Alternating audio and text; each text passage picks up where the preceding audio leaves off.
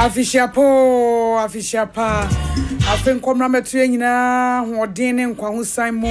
Afise sebra no wade ye nyina ye na COVID-19 defo bia ndi obi so na ehu bia sunim na ya to ya brabo so atutu ya na mo ni nyina kakra Ebusa memo ha o memo akwa ba mo hyehyɛ ba enne Mpom te senso de twatso kra ye ne oba be din kita ho afi 2020 mu ni Nyakopon ho ye mobo na se Mpom te se bebo akwan mu bienwu a na eya afida eti afi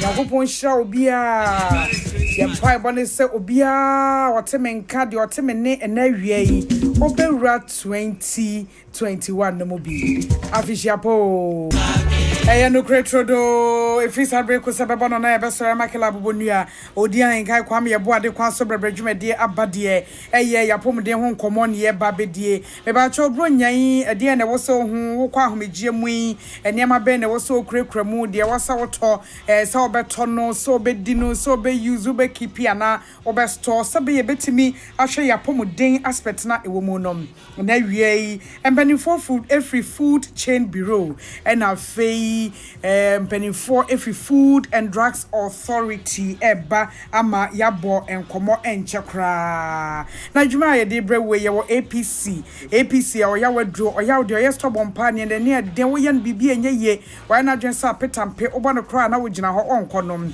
se wunya APC abritie bi mu obon se ekọ na wade wo ho ye kra this way chocolate drink ko so fa so kan ewie de ohia ka ho a eni so hye wona da romania jedwa e babedi apomden ho nkomo enche prebe kwa akodo mase na fe ye de nkomo no ahyehye so ene ya adofobia wo den tiema wo ntrin kwa ohene ba mensa e wo page enterprise ni Asafoche street e wo se ene yema ne ba Jackie mensa awadi 27 na yema ne trin kwa Jackie yema trin kwa yema woda pa efri oba pa ohene ba mensa a wo page enterprise ho wo se nyini brabe ye oba papa bi oben munyamfo Yakopon enhraw na omma wakoma so de nyina so emremum enne eye wawoda enti yema trin kwa enne eye ye nua pani ye nkunu ye dofo owura John Taikofi elder na dodo no afre no elder John Taikofi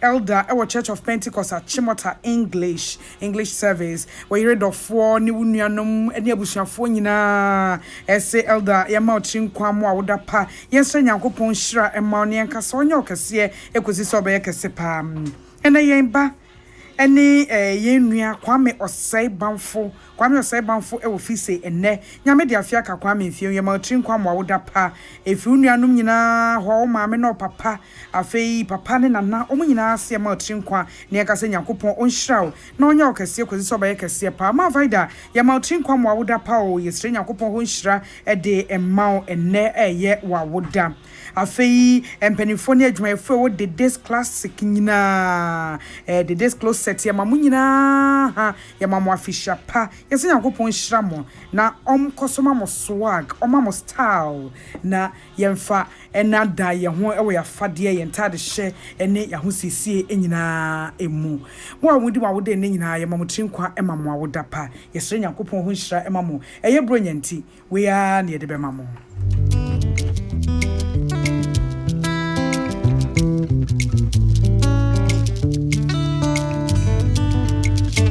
Afia ko apro abatu Yesu bio ejonya mien kumien wa mafie patu yen afisha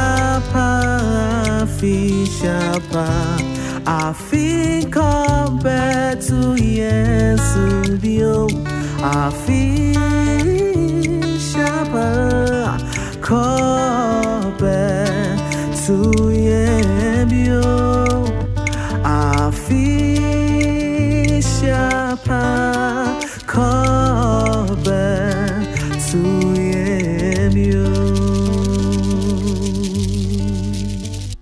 obetumi ahye kina farmer APC nso nti ana waye ne sa akoma uti paiwa fa kina farmer akoma APC kaka hawa akoma APC sisiare waposu no mpem na ye oya fever ana wonam ya emu bia kina farmer akoma APC ebeye firi ho nemum na anu achi na enkoy dia ko hu doctor kina farmer akoma APC eyema obia ya wadi efiedu nsia 16 years dekro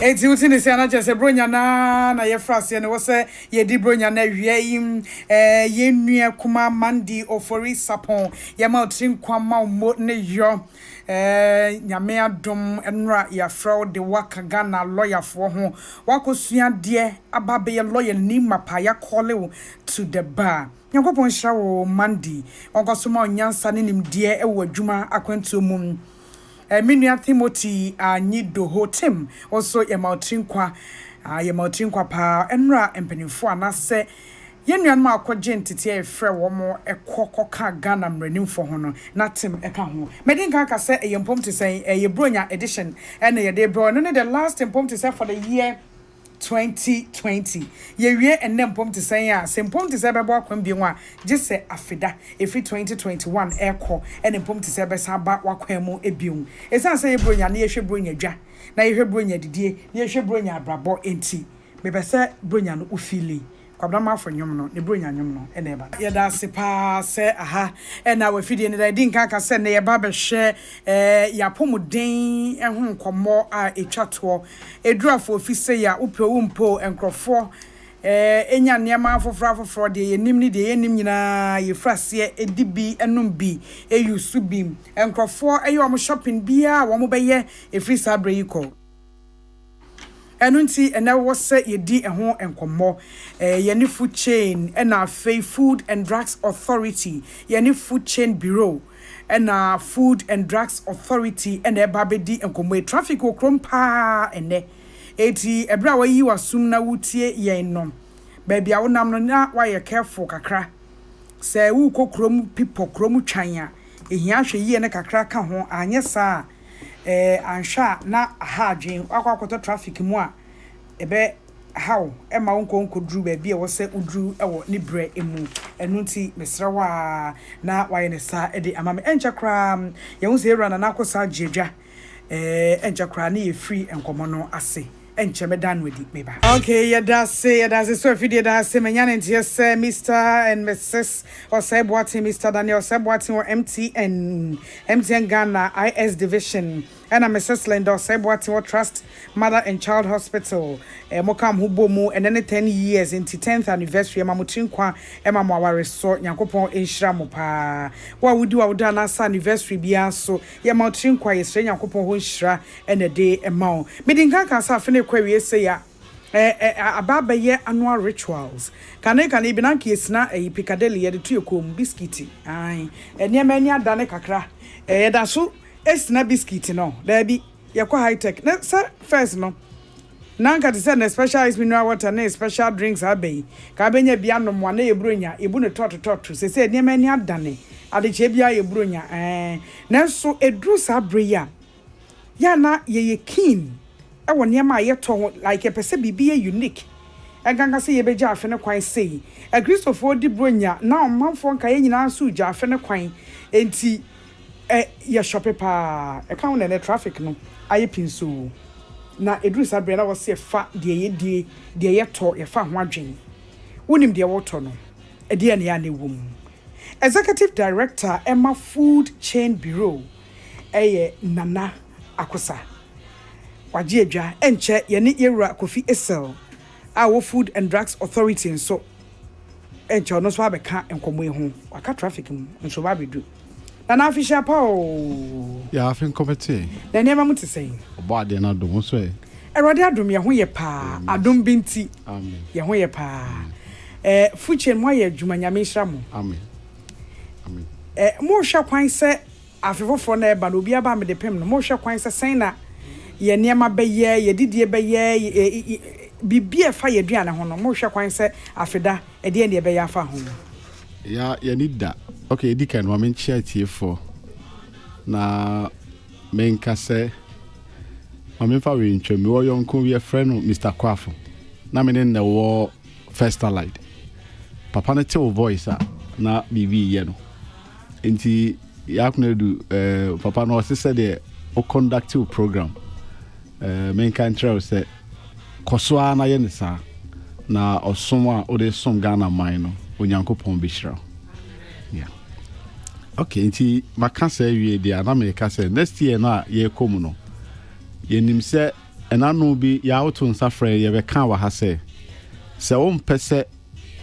obedi di awie na obesan atisika akoto aduro dia ene de wo to no se de o ton ye mistake a wo to no so ya wo nso mo wani na ho esan se obekutumi akoto bibi aba o ba be di awie na sika wo de koto ye no krampo no e bia unya no fofofo nti wo to no bebre uti anyi ya na wasa sika bebre e de akoto aduro ana akoda hospital ama eno nso so akofa asem kese e de abro nti next year no ye hwe se Ghana ni babia no de ekowo no mu nko a ekogu yam ne de obeya hwe yi wo ho ye motai ba ko no se obi abeya hwe yi de odi ho sanete o se wan hwe de wudie ni yi a obenya akire yare sanete iti mompai bo ne senka afese sebra ana ebewura afedanum no na edidi amfa yare amrobia pepe ya what can you say na waka akosi say meye den wo se de waton yam from so a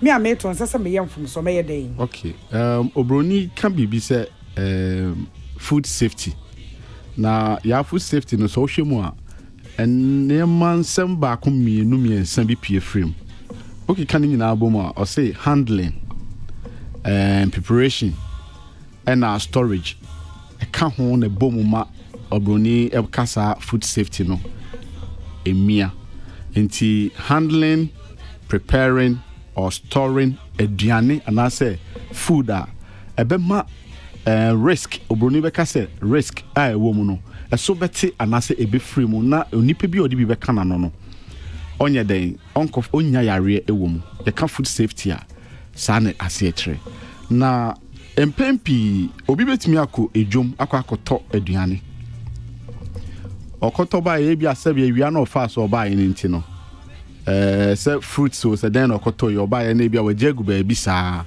amenwans na boso a san se bia wabre obi won so krampa wanya bedru fie ne de ohia ne se wanya akoto aba o handling of aduane na nasese de ukura aduane ni mu no se wa amma wani amma so a ya o wa akoto free market na bi gra na de ho no ekipini nit eno so tumi ko fa yare ba enti ensemfu amiensan ewo mu no handling preparing and preparation any storage no so ukofaba na se wen hu se de handle no o ye no wan hwe se de ye no na obema oni akoho na waye awie no so bia wenye wati bia dia wo de aka na esie no so na wo kra no se no so wan hwe ne yi a eno so tumi nyina ekofa yare ba enti sa niema miensa we no mu no me hu ni se makoto aduane afri adwomu aba ana market aba esese kra so ame so mu se memfa vegetables emegu abontin ma enwansena mmoso a ana se enkekan we bi nkeka ho ansa na mde akohye me fridge mu no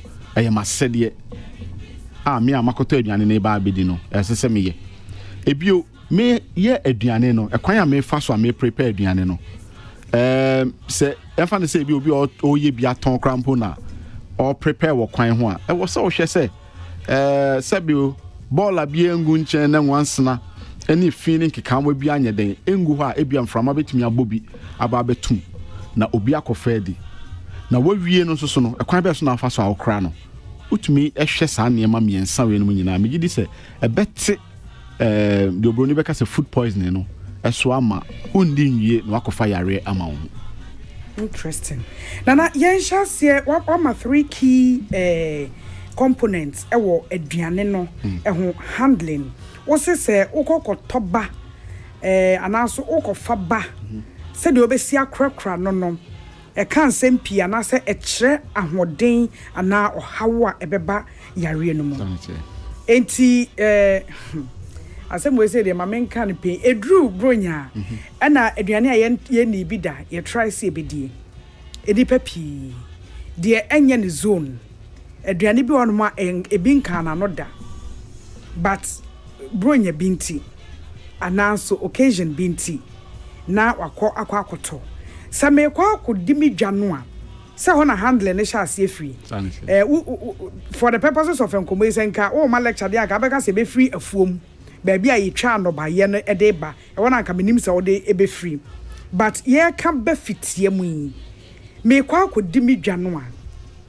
eniema ben sa na menhwe kwan in the wake of covid enuane ne be ho a me ba metimi anoa ebi o ha me ba amenoa ebi so kra ho a ye de ache me obi ne so mu na otam na de to hamper no na se basket no na maba be fa it is saying yensin handle enuane a eye ready made ana uncooked de ye noa bi a fruit and vegetable aduane a ye de be kaja ana so de eye canned means ma fa miensa handle no say ni be say no okay wa fa miensa it is say say can no na me mfandi kan ya mpempi obi betumi akodwom okoye no se de odi kan no bronya ya eba yenti no don't come you me ma me aboka o den se de mo papan na no na yetu aguso izan se fo no nti no yetu aguso a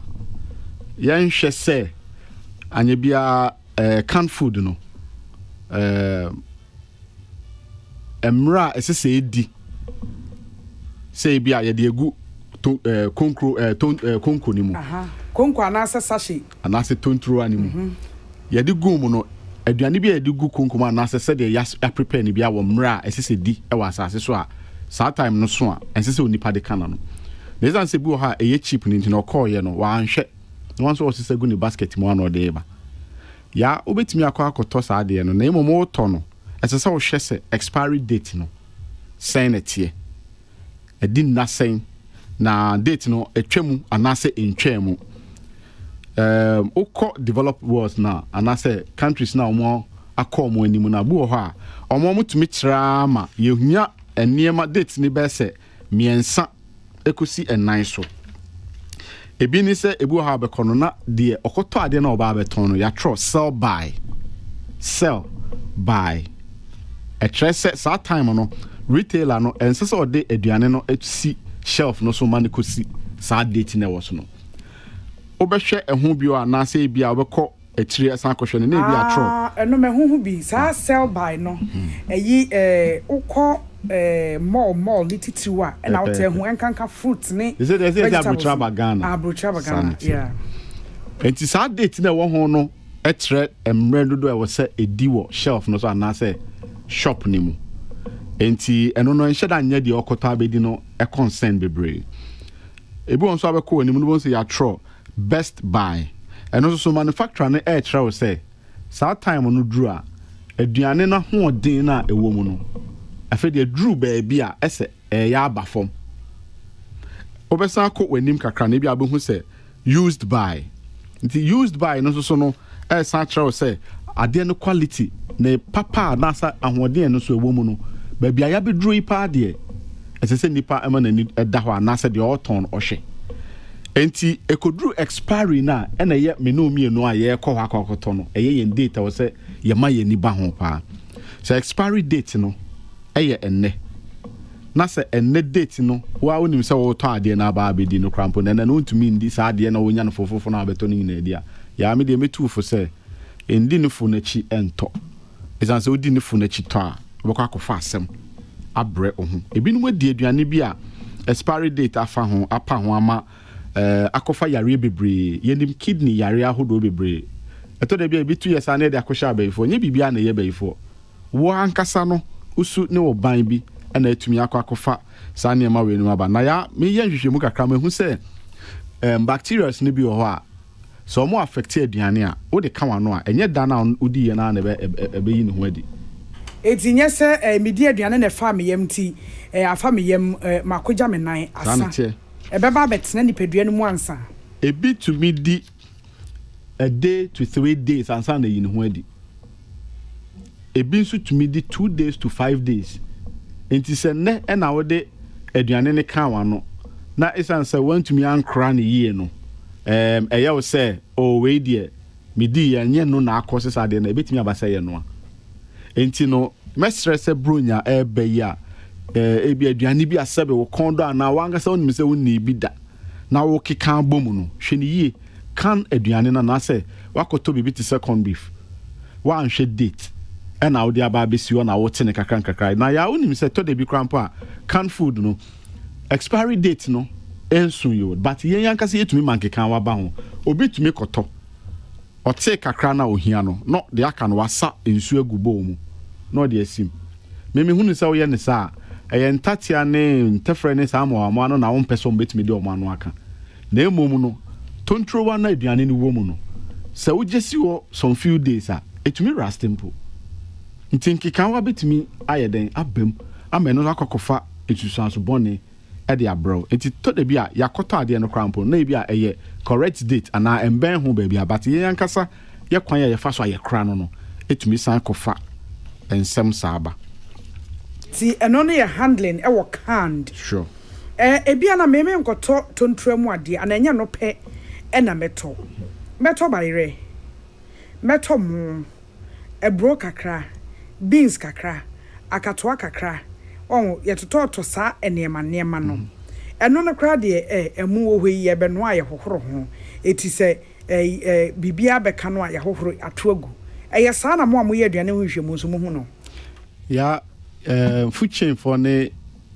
Ghana Standard Authority for year program bi na that time no na ye chinchin markets ahodo a ye ka safa awudro bi anase mo bi omoba ebro enkatie ene atoko ne sa nema no ho obroni friend say aflatoxin na ya ye call market ni mu no ene ehwehwemu ma ye hu say sa emfuna na se nka ne ba ebro ene emo ne beans ne de ka ho no ya obeje di sese eka eho na se uyiyim na se wantumi anyi eno amfirimu a onno akrampo a abo na onwu omuwo eyi adua sei atada beto adua omo ho ahi na emua bi nenemu omo de ne bi na aka na se ebro fofa yemfie ne hu enye sa amua black na de ni hu no okay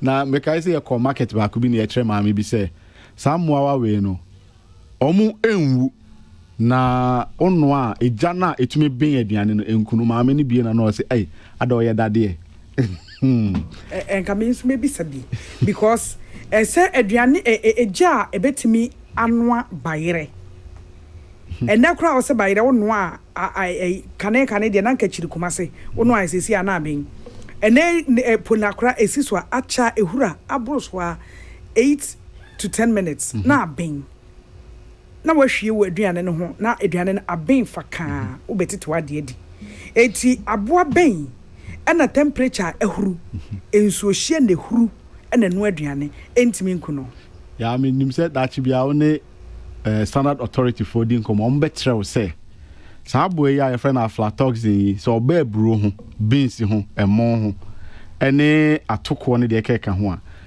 eja ebetimi eku sa abo ano na aduane na hye aduane ne hye so ase wontumi ni sa na tie enti etoda wa wakoto ebro no so krampo de aba fie no ba bia wo de esi no sa mo ne empe ba bia enyunu ewo enti se wo de ebro ana beans no ebesi ba bia eho efo ana eho yenwu a ommaso mfiri efom no ubehu se bu okotoba no de abesi cement so sa enti esi so aboto no ana se mo ne ka cement so nyunyunyu no onsa esro na nkudu ase no na ase ho no de no ese eya keka bom se wantumi anyi mu ana wanhwie angu ya me de ehwehwemu na amahu Food and Drugs Ghana Standard Authority for na amahu se sa aboa wa we ya friend aflatoxin eja ebetumi akunu na aduane na hye na eno na se obidi yehu se obi a onyem krampo tumi de na no ka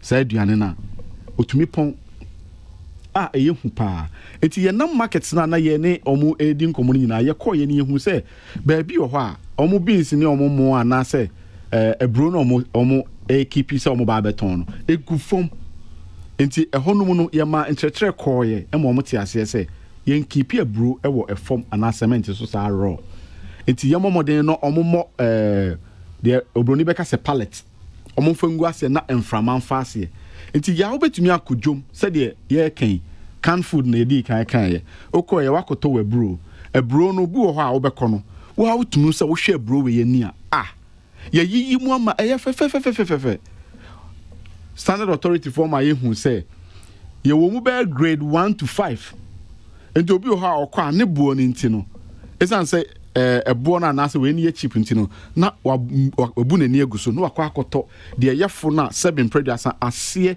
ene ebrodua ene de ho aye green kakra no ato no de abafie ukoto na de bafie na se menua wantumi anya adaje nso anyi mu a enam di kan no se de all turn ye mistake a wo a wo kwa akodi no so ese won so wo hwe ni yi na na kuza se de all turn ye mistake a wo akodi no ma wo wani na ho na ankwankofo how amre yen ebusa ye di nkomo de fa ye be kwa akototo ne men mo amunam dwomu amudi mu dwai donkomi aye bo wani ehia se o ma ne da ho ene ne me wo se ye hunu wo de aduane ne kofie se de obesi akrakra no na wo nkwa ahomegiem se wo kwa ahomegiem akodi bro nya the new year na afida wa ba covid defo nti afi me se utumi tra na chese watra na wo be ba aduane ben aduane krokro we bibo ba akopa akodi ye akwakofo how e de abrewa ma wo be ko yare wo na edi wanim nyina eno ho nchekere na awie mpanifo mienu efri adwesio akese mienu aba ebeboa ama ye di saa enkomo yi enipa ete ne sesei na nakosa woni executive director wo food chain bureau nenje pe me ka se yewura isel enche oba beka ye ho Breza official pa o. Afin go to you no. No ten. Erade adumo hu na me hu wache. Oyo hu. Nkan krom he yaro. Ba bia office won ba bia me de wo nka ye nante kwan. Bibufu a metimi anante aba. Eso so ye ntimi je. Obomodin. Da kro besram. Breza no. Oh, te fa ko. Umu echini. Ba wo ye adwuma o. Ye da se. Ye mo adwuma. You. It's a 4 year Rakofie sell our Food and Drugs Authority. A we penny for ne boa me din komo. Rakofina na ka bebre e de afa aduane no ne handling, preparation ne storage. Ye shall say free handling no e na wabeka shelf life no e bi akire ye ko hu niam ne bi a sell by best buy ene used by ne nuanom wa kire ye sa na manyina ye mu bebre sa na hye dan hwe ye hu se bo ho bat ye fa na sa keke waka canned se de besi ekipi no kakra me jonzo so ofam de kakra se me kwa akoto canned products apart from some measure expiry dates bibi foforo ho me wose me hwe ansan makwa akoto se yesi every pente bi pente enti me kwana me share de kodia aha me yesa me koto canned beef me yesa me koto mackerel me yesa me koto tomato paste eti no ane se oh date ya da ben 2022 ehọ ne ane 2021 enye December meto bibi foforo apart from expiry date ho a e wo se ye hwa na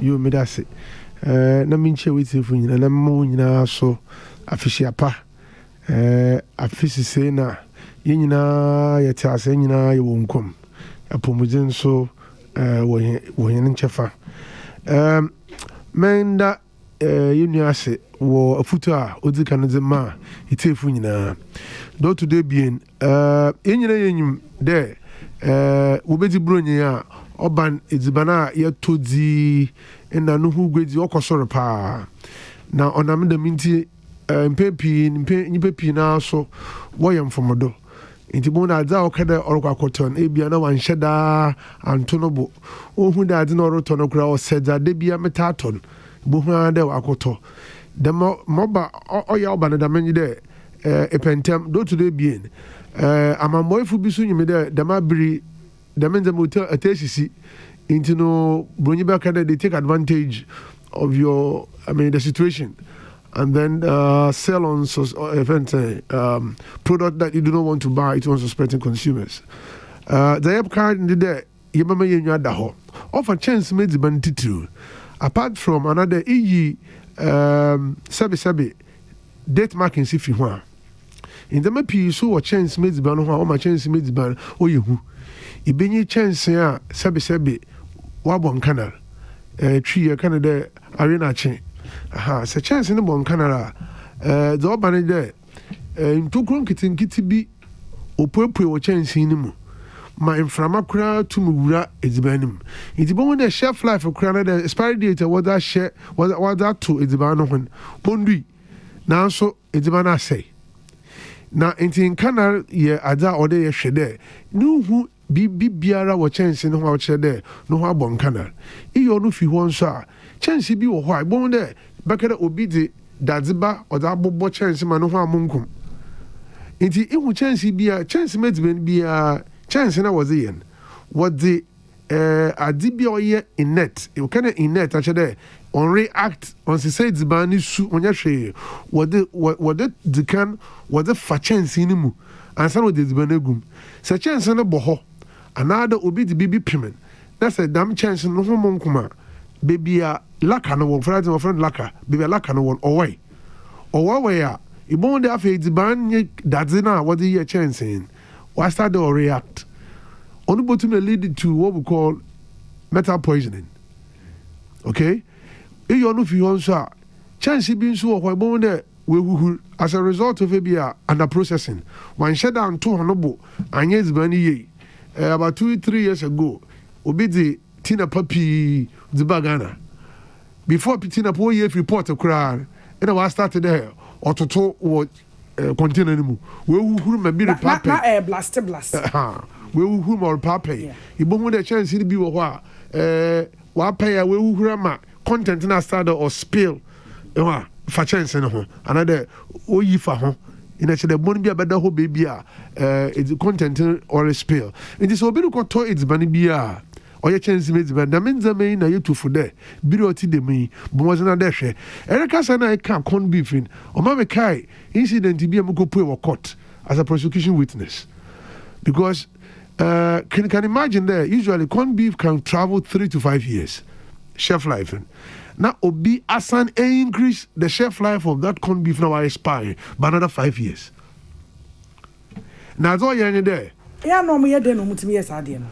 Say obi ya mambonya ona de bibi amfa no oni sika no hwehwe enti da mabiri wo kan bibi wo bono donko mia sabe fantakasa wo bu baby there say party food at insaman mama ye nwanda ho na ikokuro ma nye de sabe bibi ya watu du bia ina beje echi what do na woroto na oye obi wo ho sabe ntara ya hye ikọ shops bi ma reduce to clear another bia Mika Bruchi was here. Summer Ruko end into no summer sales. Warrington Bibia, summer dresses in Yamako.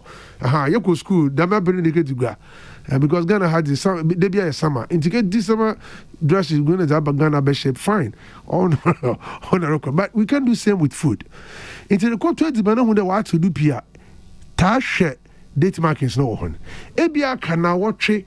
I can neighbor Simbi. I can do beer product date what that should do in the ritual. Into not so do my waton. Nipporoton the made man on from you. Naso all koto. Nasa sabi. And you madi me take the chance of Caribbean our tree. Na koto adaka or shemu do bieni. That ben then able to make the ninja moasa. Ain't you know, sir, it would want to be bidwa. Man, you are there, sabi. Businessmen have become philanthropists all of a sudden because it's Christmas. Into the last year, if your memory was our memories will serve us right, we came up with a tagline: if you are in doubt, don't buy, don't use. Say, what do you know? You want to I don't know. Monto, Atonsa, man from Sanka.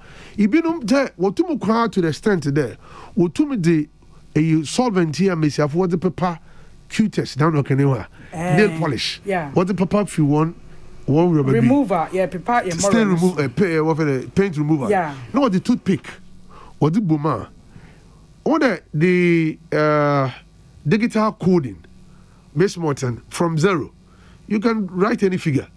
You can do a 9, you can do an 8, you can do a 6, 7, 3, 2, 1, what have you. It was the nail polishing and then the remover. Was the toothpick was the boomer. ɛna wɔde bi a sɛ ade no yɛ 8 a ɔbɛpepa just the lower part ɛna wada no 9 so ɔyɛ 9 a wɔbɛtum apepa mfimfini na wɔde ink so wɔde aka 9 n'ase hɔ baabi ɛna wɔayɛ 10 so wɔtum manipulate date markings in but fortunately in manipulate date markings now you can never copy what friend then coding in ma onye ne nse pepepe insan troy na machine troy onye peda enti se ima wenyu ada ho pa ibotu mehu na mpempin baby what are the margin ye areas are what so nyama no do pia waraton is america there don't call me gwedi or mote enti se ko to baby edibantitu the water body don't come me sabi edibono nya atar na se to no don't come na se hye na se wan roro wa ibo yegu ho o kire won so a ina ro wegu ho na edibanede eye dana jeji fudia ko du edibanechi ibi na metere recount about a bro with aflatoxin. Let me correct some impression here. Aflatoxin as it is or ye metabolite of mold ewa ebro ofua oyi ne hu subi dugu edibani mu aflatoxin a ye kan ho asemi e pa fa dokun face jar momben na show it's so stable there the chemical structure will not change. Oh enche na akwesa se ye no aduane na bia aboa ne ngu na me na eju aboa aflatoxin nya aboa onya aboa but chemical Oh, the chemical will not die. But I don't my chemical. Oh yeah, inactive. The structure, the heat will deform the structure. Now who are they now? It's you know the chemical will have to have a certain structure. Okay, proteins day. What's why denatured? The structure is distorted, it's deformed. Once it's deformed, then on your active bio into other macrocramier baba on your active to activate that cancer reaction. Okay. But aflatoxins as they are, generally we call them mycotoxins. Ibenyan we bro, ibenyan wo enkatim, ibenyan wo beansim, ibenyan wo barley. Beer kura yen mukura barley wodi beer kura. Atoko na moka kamunya pito. Until last when many students be reading commode, somebody should carry. We want to see the aflatoxin and the mycotoxin exposure, or if we want to pito for a long time. Yes, samples near the level of mycotoxins are all in a which type of mycotoxins you cry in a benjamin pito because on mycocram can yenemerebo your liver. And when you have liver cancer, it'll be a time appetition. Are we what a bro and what the yen I didn't know there any of these products that go moldy. These are very dangerous chemicals, mycotoxins. My makers is here, Ghana Bankrad, Bejokubi Aba, Warisha Kuna Fada. We call them code of good practices. In Zama Yetumia, Obama Ibina Kede, don't put the maize on the floor, put it on a raised platform, to the pallet. In Titiguda, you are able to break friend the moisture na be foam obeka kutokun na wa transfer to a brown but start am a brown either orufu se brown fu a ina ma eniba nti tetena obi wo ho ne pan no da ho pan no nefu ina we twa pan or that to jado aho ai uto stipa ne de there be forget it chese aflatoxins no destroy the mold I think that green, you know, the black. Only they be are destroyed, but the chemicals itself, it's in the bread. You did not know to her. I to one so full. As I now only yet mashkena. Fine. Say GSTS boys have no exclusivity. Back at Femehin or Ricasi. Because fermented kenke, it was something that I enjoyed. But after reading about aflatoxin, we say, oh God, have mercy. Mercy. How many of us in school were eating fermented kenke? And how many of us were exposed to aflatoxins? And your school pet, if you didn't, I just to her. And I don't know how truthful that is. Story be was a Ghanaian team be was they were charged for bringing sport food to South Korea. and was walk tournament. And what the fancy doctor, what the call, what go do South Korea airport and what you walk go when the fancy doctor no kitan. What will to Koreans and CZ fancy doctor was charging Ghana for bringing sport food into their country. Oh. No, so Ghana high tanker fancy doctor will trade it. And then you see, ignorance, like they say, it's a killer. But you as I said, you're churching the share kitchen as well. very be a wabble too, Mendy. A hurrah, and what kind of wabble too. A hurrah, Mendy. Hey, maybe I would do a miss. Wouldn't want the same cry. The more you whoop now, practice is Bissoro Koda, some man from Tuga. Oh, yeah, you are no food beer, water. Then I'm very happy this program, yet the market queens, now the Bado, you to four. As we speak today, the palm oil industry is gradually becoming cleaner. Mr. Forton and Gokoko, it's becoming cleaner because Mra for the Sudan die case in the bay will realize it as a younger say, I am who bribia, younger than say Yunga. On and on, what you can full safety is a shared responsibility becomes very real. Sure. In Madame Mesafonia, when you were there, in Katia, while to another way food, a brown food, or they were no too good. They understand the principle behind dilution. In Tibia, say, Kotoku croy 50 kilograms in. Say, Oyima na ebia, or be lose better 2 kilograms. No, there, or Kotoku better 20. To lose 2 kilograms on each bargain. Obechi chegudo. Obechi chegudo. In Tibia, Moase kakra, no dafra. But what we encourage only the Ekain. What that it's near my menum, and as if they didn't even know I'm go school. But intuitively, Bibi Kenya one day, a bro, Adina, or de Bruno, a Bruna, maybe don't know. Or de me. It's over there. Why you Kagari, especially, me kind of Bibian and Unity. Why you Kagari want on the pan from 3 o'clock up to bare 5 o'clock and Bonot, one and a man can tell me either. Plate be can I see with them Osinenado.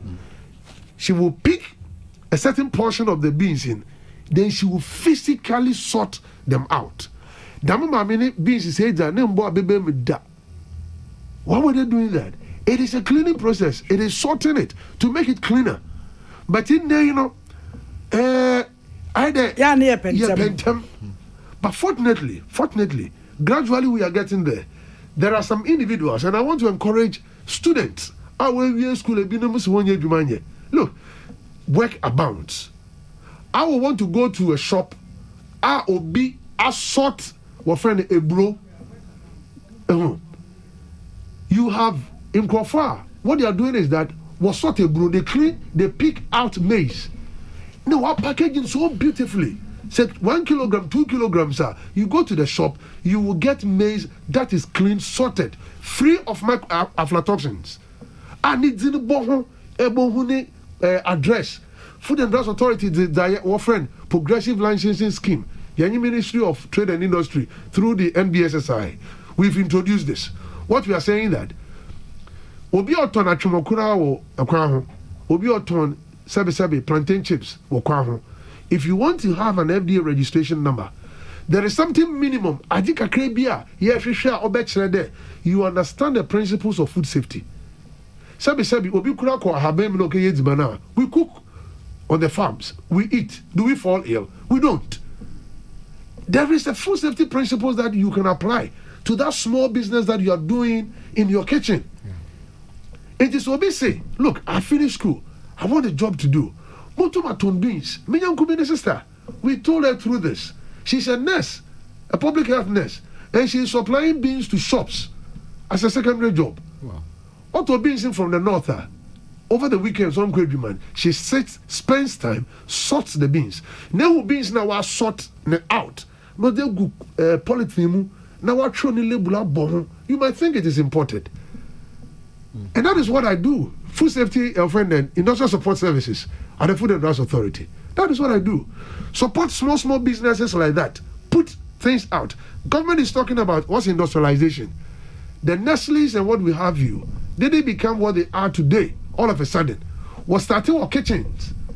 KFC, he was over 65 years when he started a business. It said, you pay there, you industrialize Ghana. Now, your packaging industry, it's banner, yeah. All we need is the skills. And Brunei, a foot of the microphone, for the ban, not it's all part of the industrial support. Yema. It be today, maybe a desperate group of companies, maybe a end of year party. Who are you going to engage as your caterer? Is it because only made the money? What's the money though? Say, and more was the Yarba Banewa. One time to say the money though. Sure. Emma, Sure. one time to say the money though. Okay, some years back, Mammy, your Juma wa benim. Ne papa who of water region. What's a man for quay in pa? Mambo isn't. It won't know quay in. What's when you're food poisoning? And if tracking now, what's once in a what take D a preference? What a preference is the delicacy. No be no to me. Then your preference pan sister now what the cotton. Why in a fine cotton or the dada? Oh, you're so attractive. Yeah. You want to get that preference in what you cotton. They had food poisoning. You can imagine coming all the way. Now, every 1 kilometer or so, the car will stop. You may have football right. You may say football left. No, be a good toilet true. What you may go true.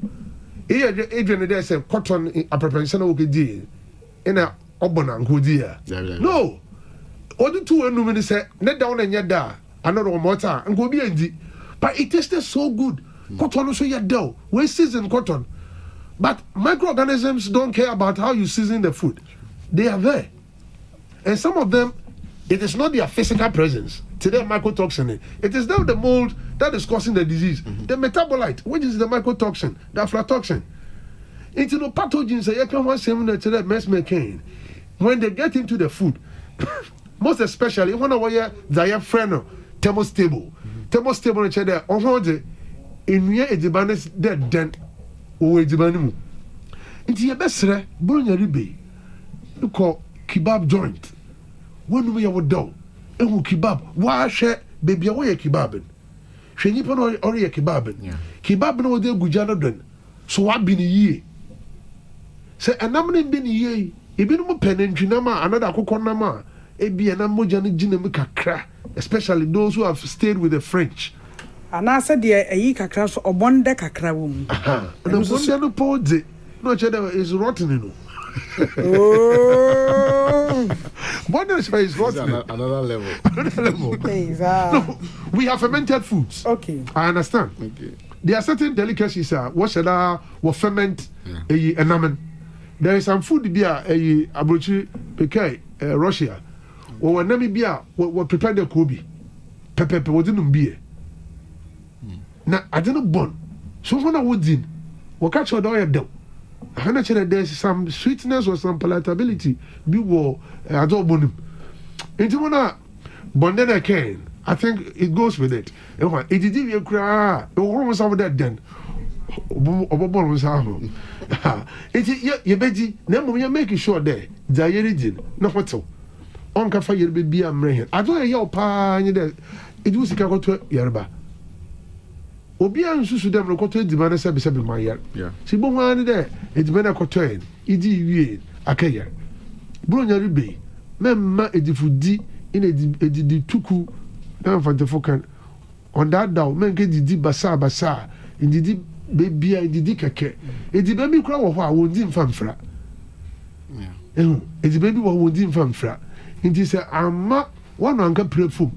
Na say ma wonyo bo ho do na susu edibena rija obobo hen na fenso yen so yerika high caterers. We should find out whether the caterer na yaka high or you be a onyim edibena ho to onyim ndia na owobi aso owobi. Food and Drugs Authority I do cry in there. We say the lunches ma freelance caterers. It is obi wo hokra no so ye caterer. Na the banks are doing so well. No bank will engage a caterer without having an FDA registration certificate, a license as a caterer. Why? Because if a bank staff falls ill, you can imagine what will happen. Sure. So we want to encourage corporate bodies. Yebeti Brony, don't just go out there and engage the services of any caterer. Yambo Madibone caterer bimba, Edibono de Bessi one, or serve a salad. Salad no serve a crown, there's no ice.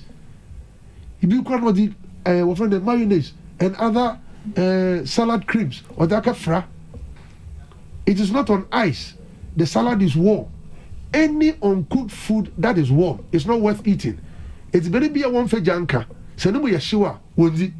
It is salad way. Salad de be da or the salad is cold. I mean eating in hotels, restaurants like Kesha. Ibo the salad de be was ice. Why did they do that? Because they have people who understand the principles of food safety and have microorganisms, germs, what door.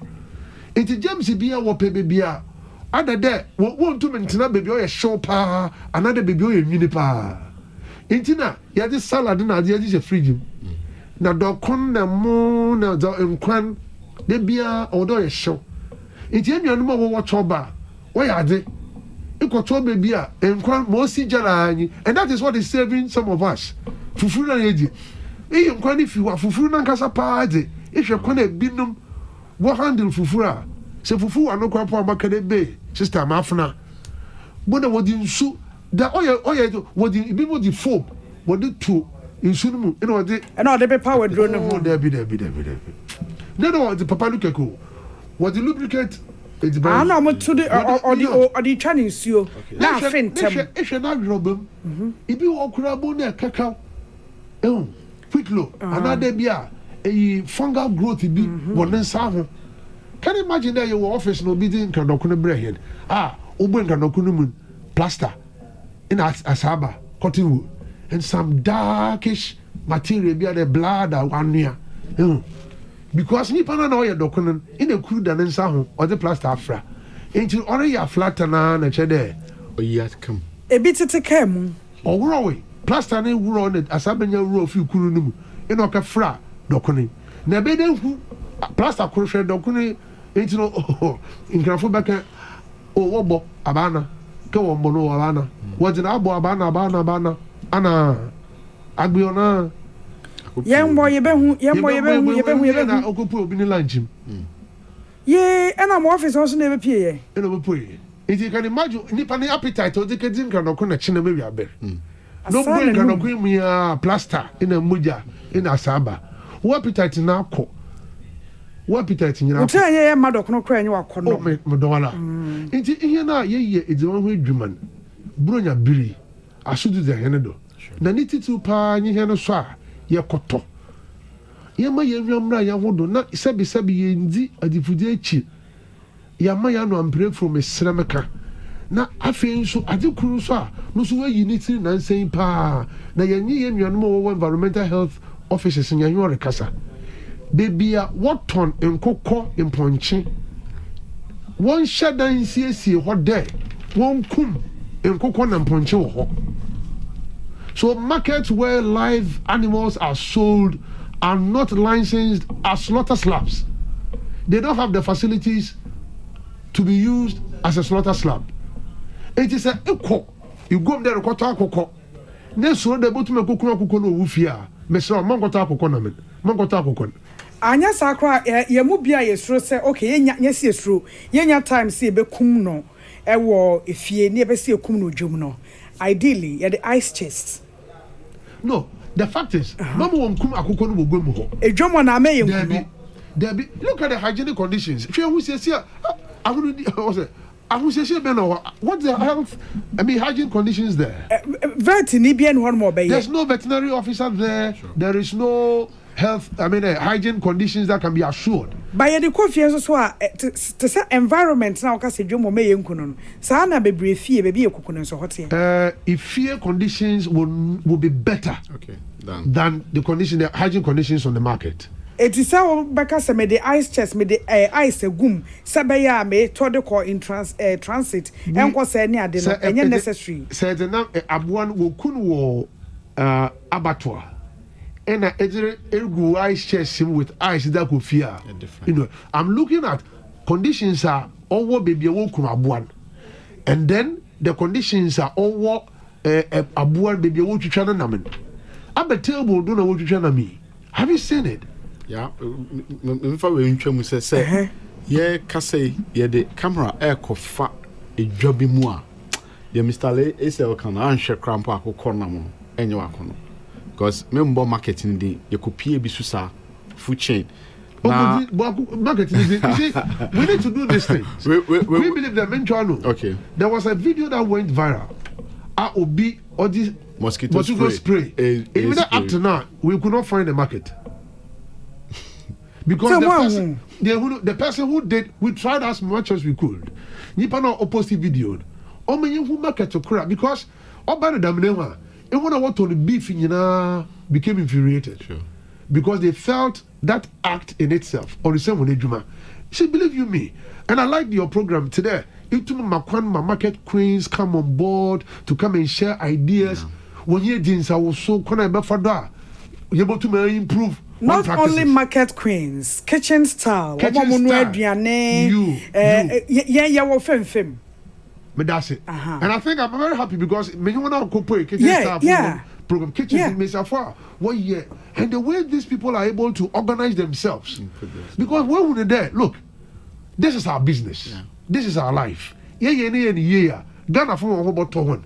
Their contribution to nation building. That is it. Increasing revenues.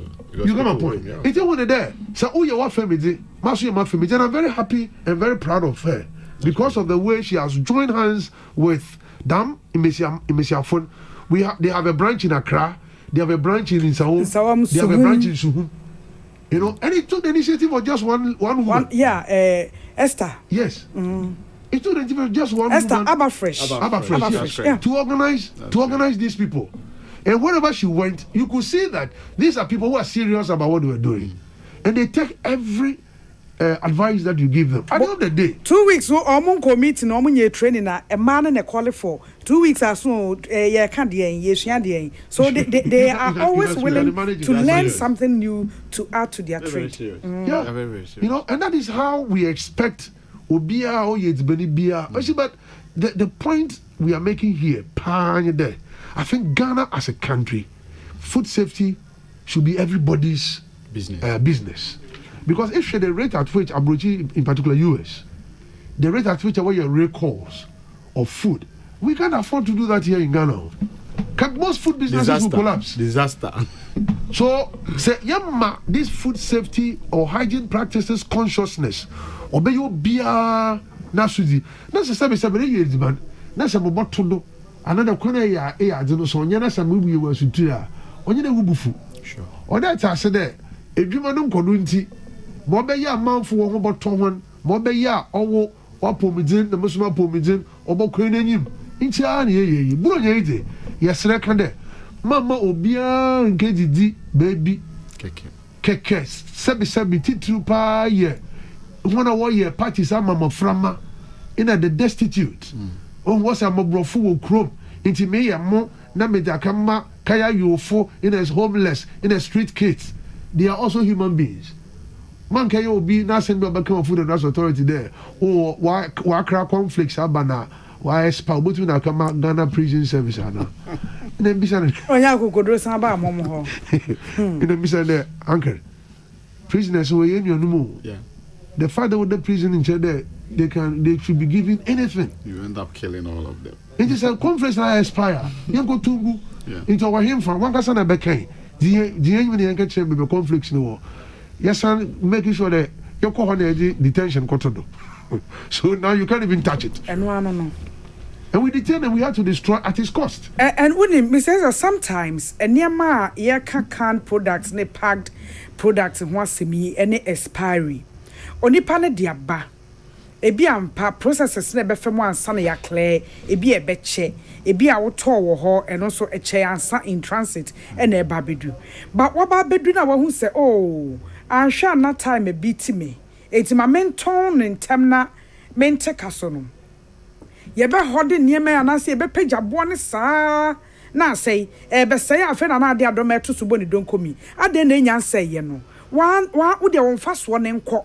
Na maintain your capital. Omo moton pay say da bia me do on ma me ne ma ne ko wo betimi akwa yi pay say was me ansa 20 Ghana ade so agono me to me ensa ne nyina me ntimi nkonkodi ade beche na asei ye peche wo de ye hwea enye yi te so na obi ntobi o se da bi eye ka wia na wasesa na akoto agubola so nyesa na watwitwa na ode aye bibi fufu sad. We must change. The agri sector and then the issues of post-harvest losses, its impact, economic impact, to both the farmer, the transporter, the retailer. On the young shedder, into your skills, be able to ma. It will always say the poor farmer, the poor farmer. For the day, Nipa no koto pay no baboton. Farmer don't join the cow. On join the cow. Into no, all the banner, all the double bottle, then a pay saying, okay, farmer, the cow. Eventually, on to join the cow. But let me tell you something interesting. Fear pre. Sunyani Fiepre. It may be wow, they are so smart, eh? At the point that I was wondering how could they impose so much trust in people. If the one say not talk, you know, they will make sure that you can pick the product and send the money to them later on. They don't know you from Adam. Wow. And I was wondering how they could do that. But interestingly, Ghanaians, some Ghanaians are still trustworthy.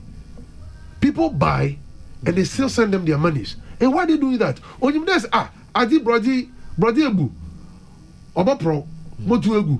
So people turn later the Sika Brahma. Why don't I trust that the person will return the money? Omuna fa makre bi de beba. Obi de beba. Make them in cheddar was okay for her, Kotamin Joko. But at least through that, now, who there we can trust and then do that. Look, it is very appalling. My colleague who office. He's in a Bronga office, Bono office. He has a plantation. Projebu. Also, the rate at which people were prepared to buy the plantain per bunch, it has nothing to write home about. He was telling me, he said, Messi and see on Empro. Oh, Daniel, it is better for you to reduce it. Also, if I look at the costs that have incurred trying to, maintain the farm, now produce now banana the rate at which they want to buy it now, I would rather let it go rotten. Let's do something about this. Let me find you a buyer and let me be them. I think these are some of the things that the Greek ministry and some can come in. Listen, industrialization. Industrialization, Sure. There is one factory in Ashanti region which we helped to work for and registered product is under 1D1F. I'm also the 1D1F, happen to be the 1D1F coordinator for MDA. Wow. What we did was we helped him to develop another. He developed himself. We facilitated the market authorization or the plantain powder as a composite flour or the biscuit. So what he can do in there when plantain is in season, he can process the flour, but the challenge is about preservation. Okay. So the entire agri sector as it is, planting for food and jobs, it's a very laudable idea. But there is more that we have to do. I was called and was asked, what are some of the challenges the industry is facing now? And one of them has to do with preservation. One of them has to do with raw material supply. Another thing has to do with packaging material. Because if you're packaging material, most of the companies that are doing so well with local product, they are packaging, they are all importing from China. The packaging material. Rabako, or no crime so abam our rice. Yeah. Or share the packaging. She imported the packaging. Yes. Because the guys who are doing the packaging, laminated packaging in Ghana, if they tell you how much they are charging per ton. So can we open up? Maybe I have incentives there to support the agro sector. As far as the food supply chain is concerned, we are looking at the packaging material industry. How can we, if I'm a quite a further, the packaging industry, okay. Because say obi a dakwa, say dakwa. It's a very local food. I have the friend Zoe. Is it a black one? No, Zoe or yeah, and cut with spices. You born around dakwa. Round good. Me so no me mama me Konadu. Or say funny enough, or say Omo bono say omo bono nsuo na omo de omo nsaka no. Esa omo tintezwe. Yatra ho. Facheme. The amame kwa don da. But all the same. I know it was so beautiful when somebody packaged Zoe. Not about office hall. The challenge we had was that, in Katum, there is oil in it. It's packaging into sealing here. That's from a kumepe. Then oxidation will take place. Okay. Then it will go rancid. I get my point. So the agri sector, I tell you, there is so much that we can do with the agri sector. But the safety, the quality packaging, and so many things go with it. And that is how we have to go with as a country and develop that sector. See, you two Mayafu technologies, we are turning them out every year. Young Professor Kuramenyo General Power Process for the day or Lego. Food engineering. If you the number of food technologies that they are churning out every year, when they come out, so we do the theory. But when it comes to practice, there is that industrial part that is lacking. How they can evolve into that other end of the industry. Mr. Unim, these are the discussions, some of us, social development agents. Ye pese, ye discussing, and ye de brain. Yeah. But things that will make us empowered. Because they say I says, and I may catch my social media boss. Peter said, mema some just to be on kate that pieces, emma.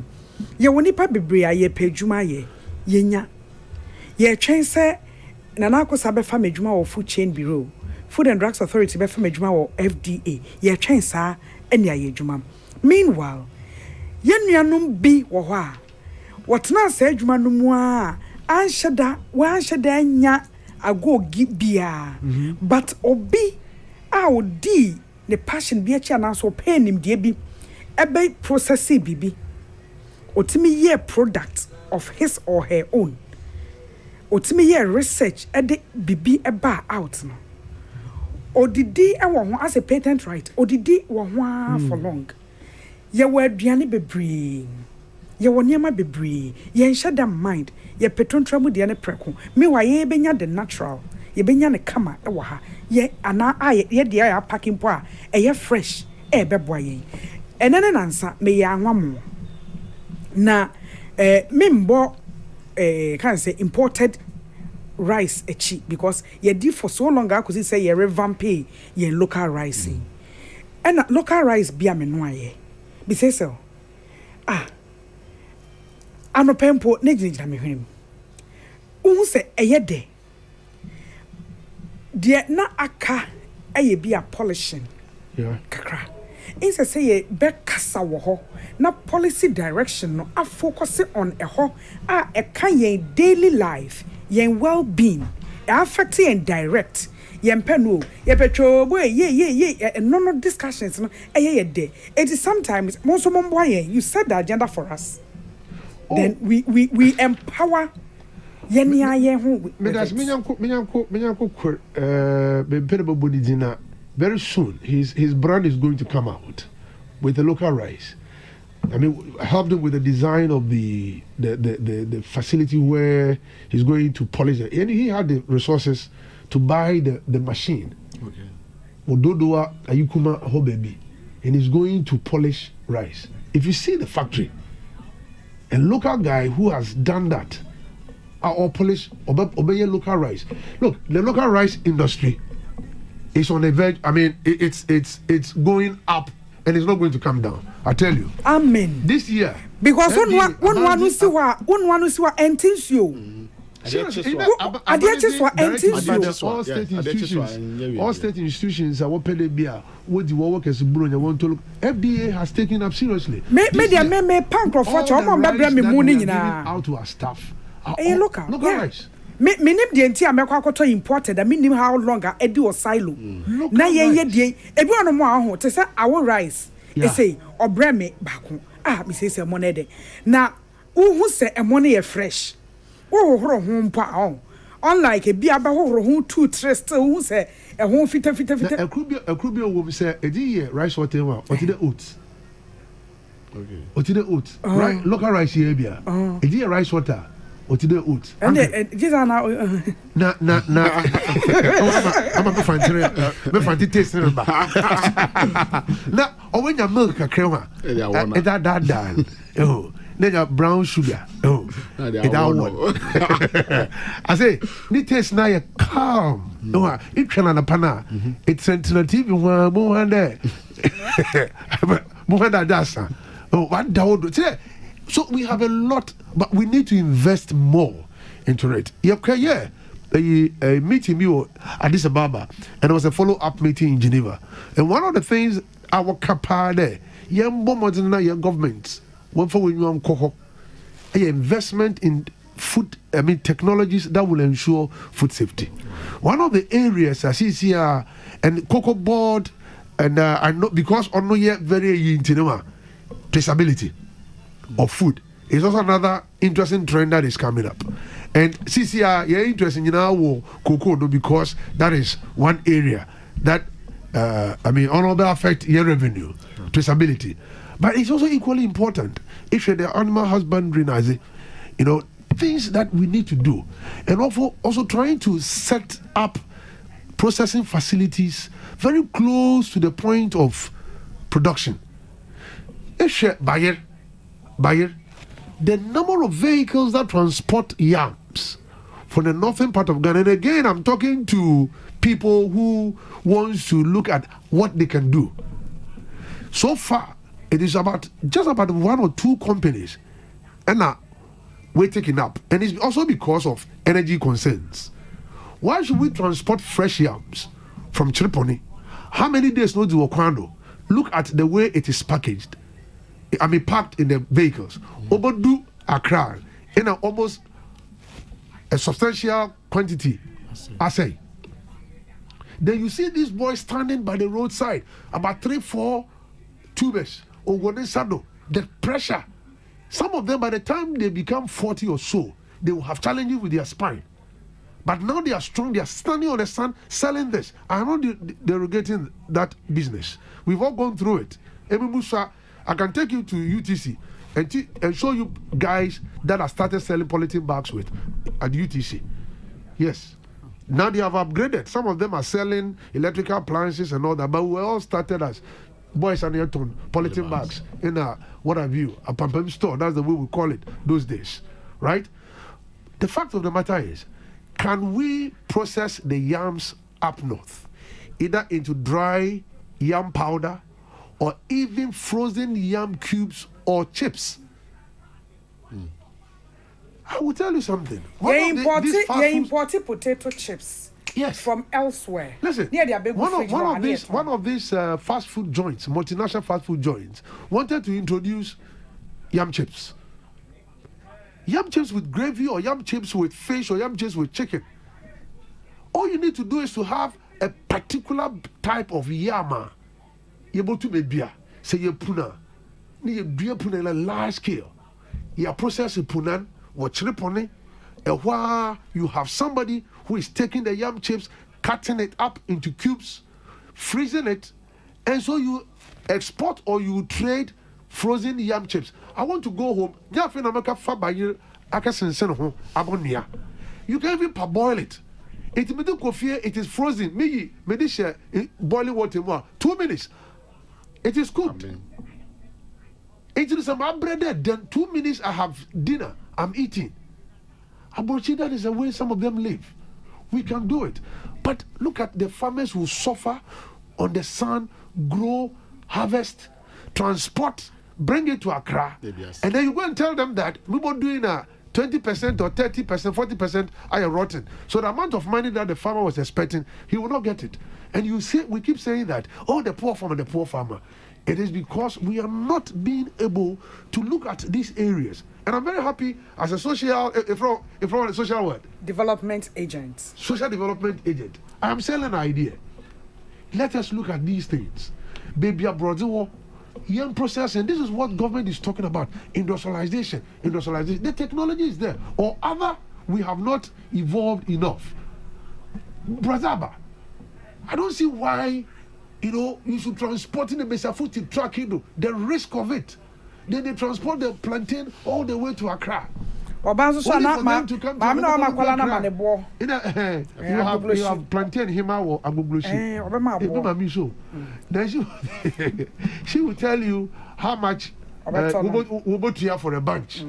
On fa there I want you can feel crashing the more no about Accra. We will tell you how much you're going to pay because Ebu Antonio sa Ebe oka ebe say. Business and na Mpom jo mama mento ade mra sesi a me ba na ye ba be wrap it up. You who say time na ya so but you can full safety plus development be that say said you bet me a check in a farmer APC in Sunti and why yen sa akuma Uti paiwa. Fakina farmer akuma APC. kaka hawa Akuma APC. Sisiarie. Wa posunu no mpemu na ya oya. Fever ana wona me ya. Emu bia kina farmer akuma APC ebeye firi ho.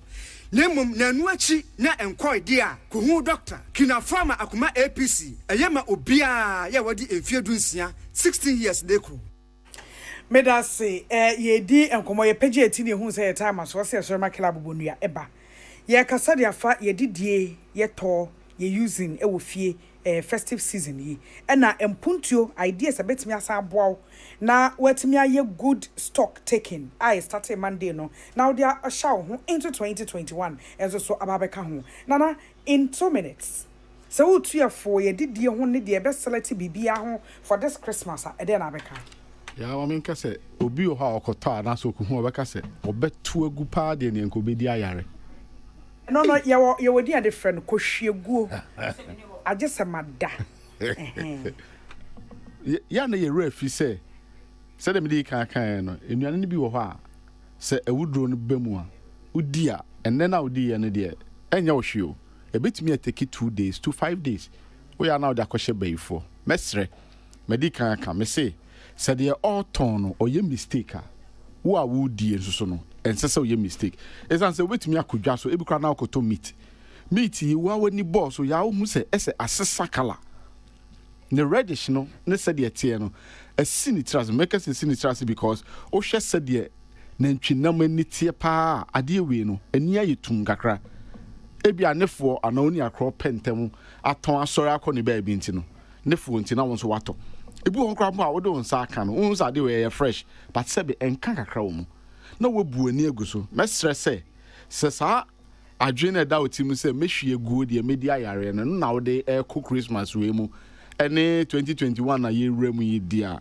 ene e ma wo rain fi se paracetamol ene enura ahodo aka no empa wo fie nso da esan se wa hoden no ejina de wudie mu sa na meka awie yedasi o misese wutu yafo ami akono e de na beka afie didi ho mutu funa ye to apon the meka anye de ye beti bronya o ye bra adofo na enuan mo hia ye hia so ye didi ye nhwe ye na edidi men ankofa ohaw bi amrehen memfa yereba mfunwura afifufura ye bu wura mu imu enyimeza oda wanyima nyame pede eye na dibeni nti enkopo hospital anado nkopo wo mochre mesrew yerebe dida bomoden yensa na yedidi bomoden na hohoro nsa ho anye ye kran ada covid de beja ohen yensa ho akohor ehwe pa afi cholera kofom simply because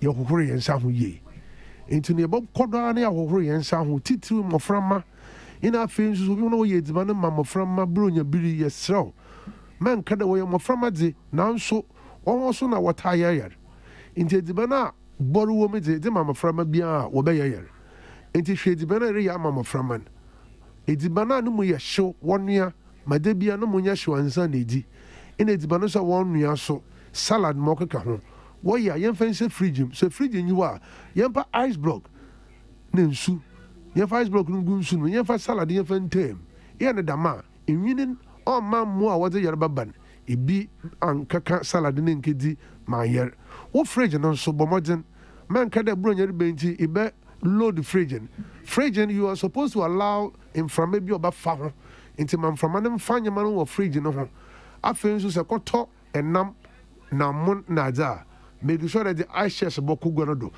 ice room eta in a de gum akokọ aponche a wo kunu wo gwado yesi afi ma obi anya the margin igwado ho wanhyɛ dɛ wonkum kokɔ na mpɔnkye wɔ hɔ yɛyɛ no dama yɛde bɔr bɛka ɛnamen ma obi dza wekenya yɛreba nsa na ndama tete dam so hwɛ date marking so wɔ ho ansa na atɔ yɛnsa repeat last year your tagline if you are in doubt don't buy don't use.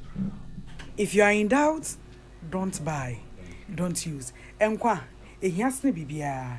Edidie, emane mfa nko se yemu. Bedase. Memo afisha pa. Ena wie ye rakufie sel, Free Food and Drugs Authority. Ena nana kosa Free Food Safety Bureau. Food chain for food chain. Omo ye food safety atnaye. Oba beboa yen, emi ba bedi nkomo. Me jiris wo sua na ma bibi. When your tips bi nso a betra de beboa ho afidi enim. Peter Square, mami bia makwafo, akosia sapon. Won na hihye adwumedi no mami. Me ba bedi ho chia me. Bidin. Nana ya Konadu. Se Christ ama, ochira no pa no nsia ne fa. Ye be hia e wo neat fitie mu nkomo so. Edwada ye hia wa fidie so a ye be take stock ye last leg no na afi yapon. Ye 2021 mu. Afi o, afi.